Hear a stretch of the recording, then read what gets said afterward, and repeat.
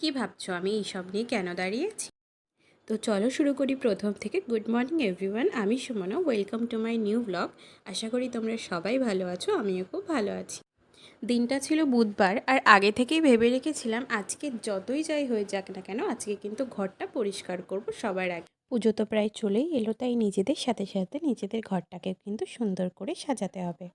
এই তোষকটা বার করতে গিয়ে কিন্তু আমার অবস্থা খুব খারাপ হয়ে গেছিলো। এরপর একে একে তাকের সব জিনিস নামিয়ে ড্রেসিং টেবিলটা খালি করে ছবি নামিয়ে ড্রেসিং টেবিলের মধ্যে কিছু দরকারি জিনিসপত্র যেমন চার্জার, ওষুধপত্র সব ভরে রেখে লক করে দিলাম। নাহলে টেবিলটা ঘোরানোর সময় সব জিনিসগুলো কিন্তু হুড়মুড় করে পড়ে যাবে। এরপরে খাটের পেছনেও ছিল কিছু জিনিস, সেগুলো বার করে নিয়ে ড্রেসিং টেবিলটা সরিয়ে অল্প অল্প করে ঝুলগুলো ঝাড়তে শুরু করলাম।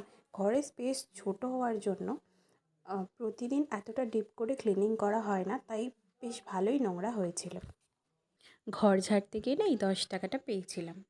দেওয়ালগুলো মুছে খাটের তলাটাও ঝেড়ে নিয়েছিলাম, আর খাটটা মুছে আলমারির মাথা থেকে একে একে সব জিনিস বার করে নিয়েছিলাম। আলমারির মাথাটা যেহেতু প্রায় দিনই পরিষ্কার হয়, তাই এখানে অতটা নোংরা ছিল না।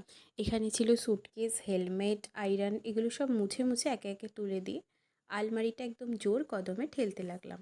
আসলে কি বলতো, নিজের কাজ নিজে করায় যে শান্তি আছে সেটা কিন্তু অন্য কেউ করে দিলে হয় না। আমার তো তাই মনে হয়। তাই আমি চেষ্টা করি নিজের কাজগুলো নিজে নিজেই করতে। এরপরে ঘরের ঝুলগুলো নিয়ে ঘরটাকে মুছে পরিষ্কার করে ফেললাম। স্নান ধান কমপ্লিট করে সেই সকাল থেকে যুদ্ধ শেষ হলো ফাইনালি। এখন বাজে 3:40।